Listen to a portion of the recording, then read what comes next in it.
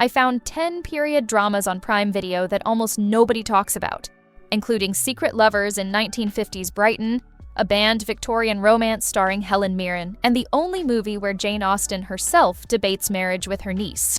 By the end, I guarantee you'll have at least one film you've never heard of to add to your watch list. Interlude in Prague imagines a wild chapter in Mozart's life. It's set in 1787. Mozart heads to Prague looking for creative freedom and winds up tangled in a love triangle with a young soprano named Susanna, who's engaged to this controlling baron. Jealousy, murder, and opera all swirl together as Mozart finds the inspiration to write Don Giovanni. The production shot on location all over Prague. Real 18th century estates, historic theaters, and even the actual Novstitz Theater where Don Giovanni premiered. That gives the film a real sense of place and time. Samantha Barks took on the role of opera singer, Mozart's friend and host. She talked about how the part meant stepping outside her comfort zone. She trained for opera singing in both London and Prague. "I loved the idea of the challenge," she said. "It was a big challenge, but I loved every moment. Next time, though, I'll leave it to the professionals."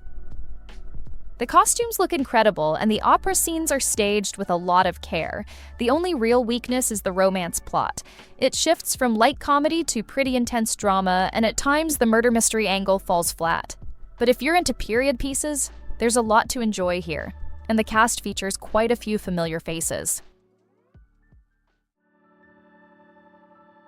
Miss Austen Regrets is a BBC drama that imagines Jane Austen late in life, unmarried and looking back on all the choices she made. Olivia Williams plays Jane, about to turn 40, sharp-witted as ever, but living with the consequences of her what-ifs. The story follows her relationship with her niece, Fanny. Jane's advising her on love and marriage, even while she privately considers her own missed chances. The film doesn't go down the lonely spinster route. Instead, it gives us a lively, clever woman who refuses to marry for anything but love. The dialogue weaves in Austen's own lines and experiences. Filming took place at real English heritage locations, so every estate and candlelit parlor looks like it belongs in a classic Austen adaptation. Olivia Williams later said she worried that the script's dialogue was lazily colloquial, but changed her mind when she saw the finished film. It felt much more intangible than your average biopic, with a subtle, almost European style. The cast is solid throughout, and you'll even spot a young Tom Hiddleston in a small early role.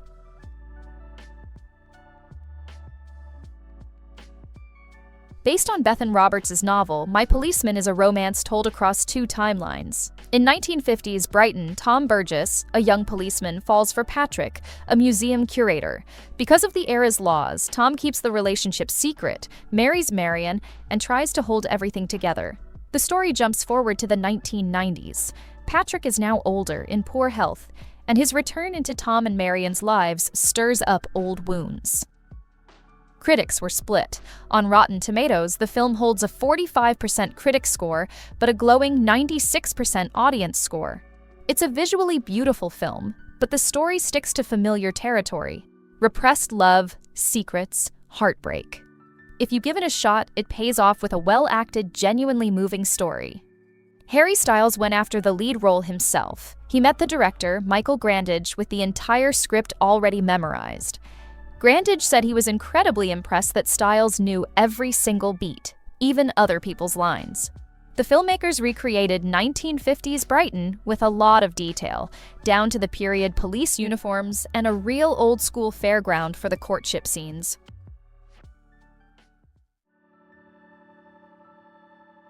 Coming Through is one of those weird, interesting British films you don't see anymore.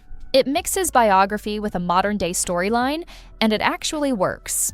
The historical half centers on David Herbert Lawrence, played by a young Kenneth Branagh, and his affair with Frida Wheatley, who was older, married, and considered way above his social class.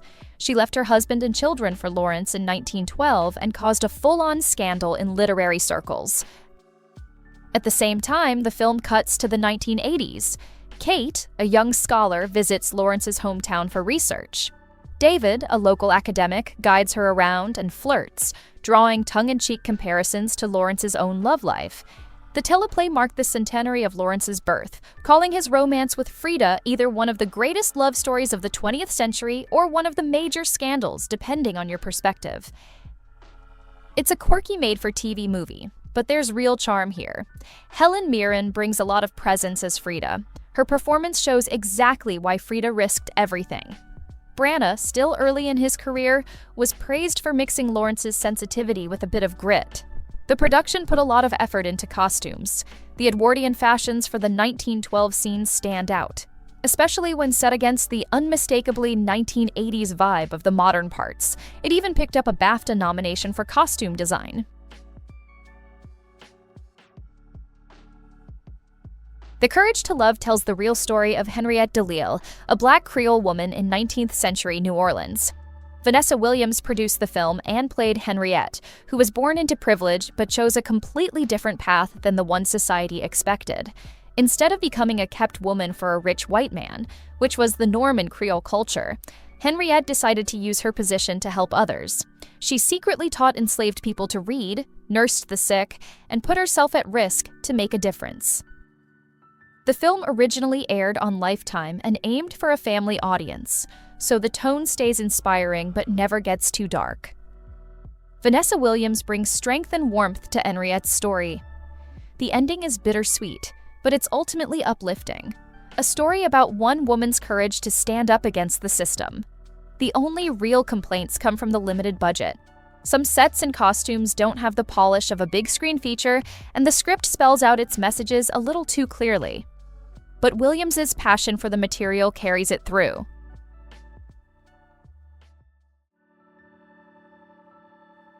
This one is directed by François Ozon and set in Germany right after World War I. It's 1919, small town, everything just covered in grief. Anna, played by Paula Beer, lost her fiancé Frantz in the war, and she's just trying to keep it together. One day she notices a young French guy, Adrien, at Frantz's grave, laying down roses. This is not a small thing. The town's still raw from the war, and nobody's really ready to see a Frenchman at the cemetery. Adrien introduces himself, says he was friends with Frantz back when he lived in Paris, and he gets invited in to meet Anna and Frantz's parents. The dad wants nothing to do with him at first, but over time, Adrien kind of wins the family over. And then, right about halfway through, there's a reveal, no spoilers here, that really turns everything you thought you knew on its head. The movie isn't about neat resolutions or tying things up with a bow, it's about forgiveness, and figuring out what comes next when there are no easy answers. Critics loved it. Rotten Tomatoes has it at 91%. The whole thing looks incredible. Ozon shot most of it in black and white, and it's just beautiful to watch. It even won the César Award for Best Cinematography, and it deserves it.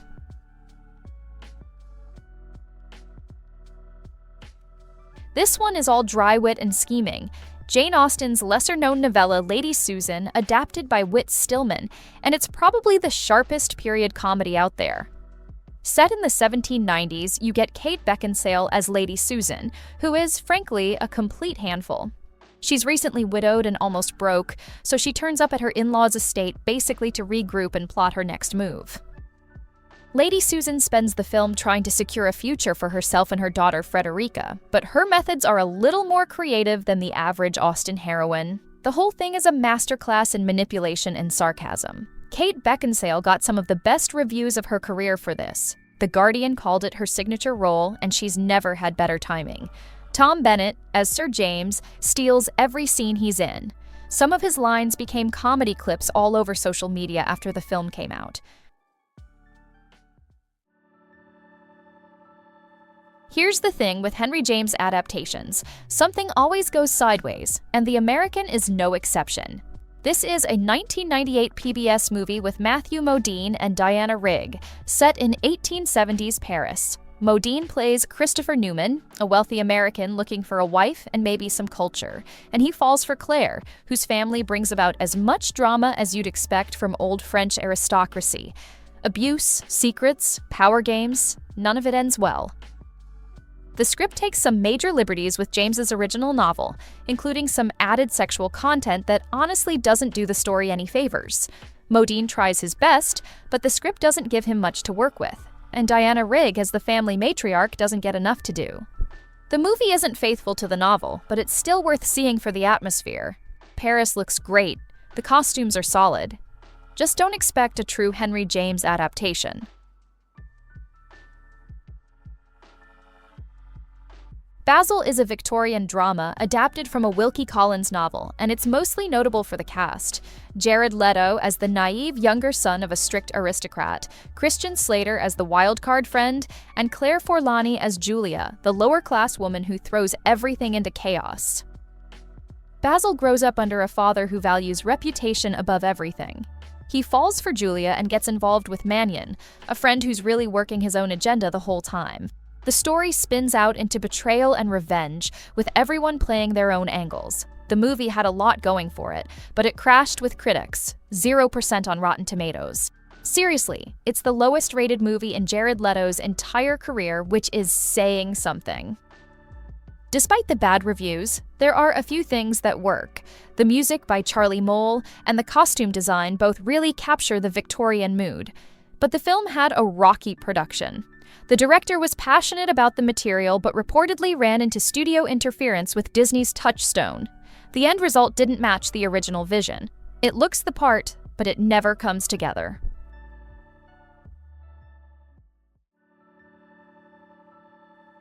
Despite the Falling Snow adapts Shamim Sarif's novel, and it mixes Cold War spy drama with a romance that plays out across two timelines. In 1960s Moscow, Rebecca Ferguson plays Katya, an American spy working inside the Soviet system. She targets Sasha, a Kremlin official, with plans to seduce him and steal secrets. But things get complicated. She falls in love, and now she has to choose between her feelings and her mission. Sasha plans to defect, but doesn't realize who Katya really is. Ferguson's performance is a standout. She plays Katya and, in the present-day timeline, Sasha's niece. The cast is international. Charles Dance turns up as the older Sasha, and Anthony Head appears as Misha, a Soviet-era friend. The production design gets the 1960s right, and the look of the film is convincing. The movie's biggest issue is that it doesn't quite deliver the suspense or emotional punch you expect from this kind of story. The plot is a bit heavy-handed at times, and the narration doesn't help. Still, fans of the book appreciate how earnest it is.